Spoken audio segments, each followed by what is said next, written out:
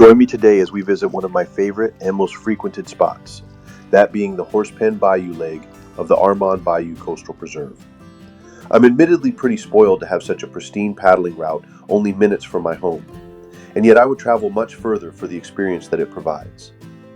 We'll begin our journey at Bay Area Park at 7500 Bay Area Boulevard in Houston, Texas. The park itself offers plentiful amenities from restrooms, sports fields, etc. As for the launch amenities, there are a couple options. They do offer a slide launch attached to a small fishing pier. However, most paddlers elect to use the standard concrete ramp that parallels the pier. One caveat is in regards to those pesky times when the water levels are extremely lacking, as there are occasions when the slide ramp is the only option. Taking a right from the launch would take you into Greater Armand Bayou, as well as Big Island Slough, which offer excellent experiences that we'll cover in another video. Today we'll head left, which will take us past the landmark boathouse of the preserve and into the northernmost point of Lake Mark Kramer. Just be mindful of the occasional cypress stumps sitting just below the waterline up to this point. From here you'll have two options. First, to bear left onto Lake Mark Kramer, which leads into Clear Lake and its many tributaries, or second, to bear right, which will lead you into Horsepen Bayou. The latter will be our focus for today. Up to this point, those windy days may offer some challenge, but the majority of Horsepen offers substantial shelter from the wind, making it one of my go-tos on more inhospitable days. From here, you'll follow the meandering waterway through some beautiful bayou scenery. Even though civilization is always close at hand, this route has a way of making it feel much to the contrary.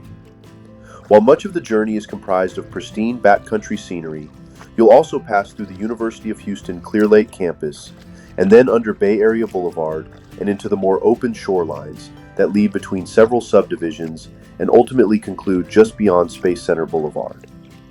If memory serves, this round-trip journey will be around 12 to 13 miles. However, many paddlers will reduce the distance by turning back when they reach the U of H campus. Now we'll touch on my absolute favorite part about this paddle, which also applies to its local contemporaries, that being the abundance of wildlife. I've paddled this trek countless times and can probably count on one hand the times I've not seen several alligators, deer, hogs, and abundant waterfowl. On today's journey alone, I saw plenty of brown pelicans, several species of egret and crane, an osprey, 3 hogs, 2 does, and double-digit gators. On that note, I would recommend that first-time paddlers who might be understandably leery about sharing the water with such reptiles might want a veteran to accompany them on their initial voyage, as it is not uncommon for the proximity to these critters to be a little tight, especially following heavy storms where blockages can create occasional choke points. We'll cover more on this topic as well in another video. Suffice to say, respect them and they generally return the favor. In addition to the native wildlife you'd expect to find here, you may occasionally come across some more unexpected bayou inhabitants. Most recently, I came across a beautifully vibrant duck that I later learned was a non-native mandarin duck.